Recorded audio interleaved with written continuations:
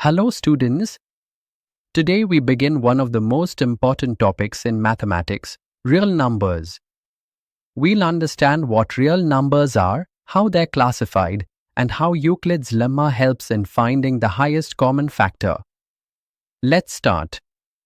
All the numbers that can be shown on a number line are called real numbers. This includes both rational and irrational numbers. Mathematically, we say real numbers equal rational numbers union irrational numbers. That simply means every rational or irrational number is real. Sir, are integers also real numbers? Yes. Integers, whole numbers, and natural numbers are all parts of the real number system. Let's recall all kinds of numbers one by one. Natural numbers start from 1 and go on 1, 2, 3, and so on. Whole numbers include 0 also. Integers include negative numbers, 0, and positive numbers.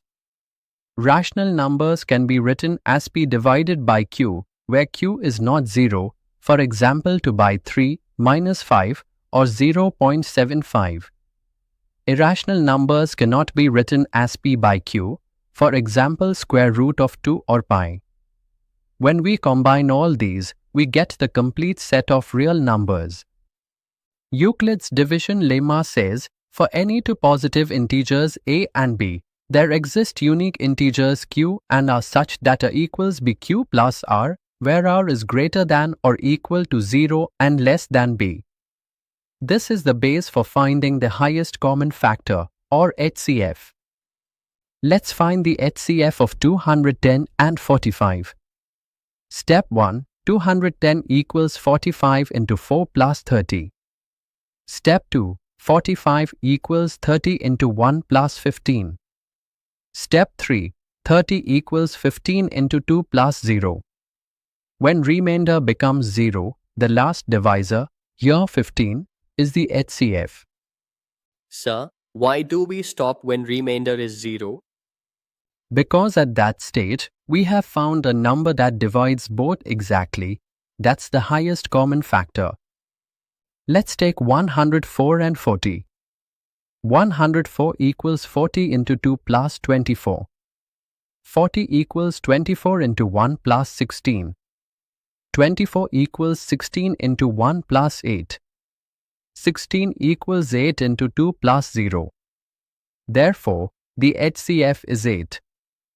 The fundamental theorem of arithmetic tells us that every composite number can be written as a product of prime numbers in a unique way, ignoring the order. For example, 108 equals 2 raised to the power 2 into 3 raised to the power 3. This concept is used for finding HCF and LCM. HCF and LCM by prime factorization rule 1. HCF is found by taking the lowest powers of common prime numbers. Rule 2. LCM is found by taking the highest powers of all primes present. Example, 36 equals 2 raised to the power 2 into 3 raised to the power 2. 48 equals 2 raised to the power 4 into 3 raised to the power 1. Hence, HCF equals 2 raised to the power 2 into 3 equals 12, and LCM equals 2 raised to the power 4 into 3 raised to the power 2 equals 144. For any two numbers a and b, the product of HCF and LCM is equal to a into b. Example, HCF of 15 and 20 is 5. So LCM equals 15 into 20 divided by 5, which gives 60. A rational number p by q will have a terminating decimal expansion if the prime factors of q contain only 2 and 5.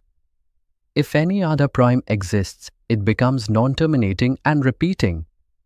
Example 1, 3 by 8 equals 0.375, terminating. Example 2, 1 by 6 equals 0.16, repeating, non-terminating repeating, because 6 has prime factor 3. Sir, how can we check this quickly? Just factorize the denominator.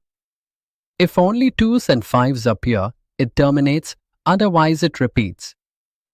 You now understand what real numbers are and how Euclid's lemma, HCF, and LCM work. In the next session, we'll cover irrational numbers, rationalization, and properties of real numbers. See you in part 2. Jai Hind.